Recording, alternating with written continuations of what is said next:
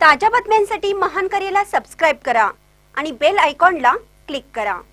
गोट्या खेळून 2 वेळा शपथ घेतली, दादाची दादागिरी सत्तेत राहण्यासाठी। बच्चू कडू। अमरावती जिल्ह्यातील पूर्णतः संत्रा खाली पडलेला आहे।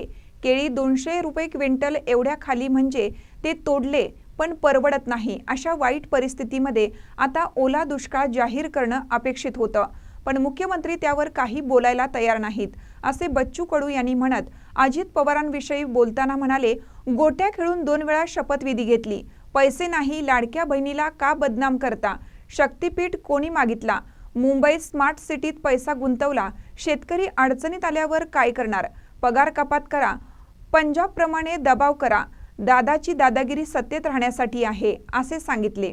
पाहूया ते काय म्हणतात। पूर असेल, सगळा देश धडीला लागलेली अवस्था आहे। काय झालंय का जिथे नदीचा पूर गेला तिथली तर परिस्थिती भयानक आहे, पण जिथे नदीला पूर नाही गेला पण सततच्या पावसानं आणि या ढगाळ वातावरणानं आता काही राहिलेलं नाही। 25% सोयाबीन आणि कापूस शेतकऱ्यांच्या घरात येईल असं मला वाटत नाही। मी काल परवा माझ्या भागात फिरलोय, संत्रा झाडावरचा संत्रा पूर्ण खाली आहे, म्हणजे शेत पिवळे दिसायला लागले सगळा संत्रा खाली आल्यामुळं। आणि सगळ्यावर मोठी अडचण आली। केळीचे भाव तर देशामध्ये सगळ्या इकडे पाऊस असल्यामुळं केळी 200 रुपये क्विंटलनं एवढ्या खाली, म्हणजे ते तोडाले पण परवडत नाही। अशा वाईट परिस्थितीमध्ये आता ओला दुष्काळ जाहीर करणं अपेक्षित होतं, पण आता मुख्यमंत्री त्यावर काही बोलायला तयार नाही। आम्ही मदत करतोय आहे, अशी मदत करतोय, ते मदत करतो, नियम बाजूला ठेवून मदत करतोय, पण नियमात बसतं ते करत नाही। नियमात काय आहे का ह्या जेवढ्या परिस्थितीमध्ये दुष्काळ जाहीर करणं क्रमप्राप्त आहे, हे कायदेशीर बाबी ते करत नाही। आणि दुष्काळ जेव्हा आम्ही जाहीर करतो तेव्हा त्याची सक्तीची कर्ज वसुली थांबतंय, इतर सगळे कर थांबावं लागतं, त्यावर कुठलाही निर्णय सरकार घ्यायला तयार नाही। भुलभुलैया सुरू आहे, जायचं शेताच्या बांधावर जायचं, पत्रकार विचारतं कर्जमाफीचं, मुख्यमंत्री सांगतोय आम्ही असा निधी देतोय, उत्तर द्यायला तयार नाही हो मुख्यमंत्री।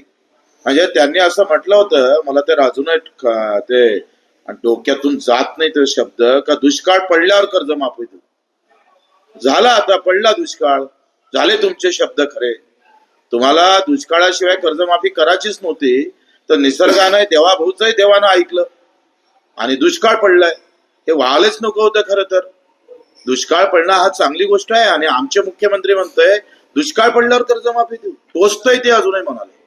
दुष्काळाच्या काय झळ लोकांना पोहोचत आहे, अहो लागलेले पैसे निघत नाही, शाळेची फी कशी भरायची, लग्न कसे करायचे, इतर काही बाकीच्या गोष्टी आहेत त्या कशा करावं लागणार, त्या सगळ्या म्हणजे आता उधारी कशी देणार आहे, आणि त्याच्यात बँकेच्या नोटीस तुमच्या दारावर आहे, देणार तुम्ही 10,000 20,000 आणि बँकवाले मागणार 3 लाख 4 लाख, त्याबाबत बोलाले काही नाही।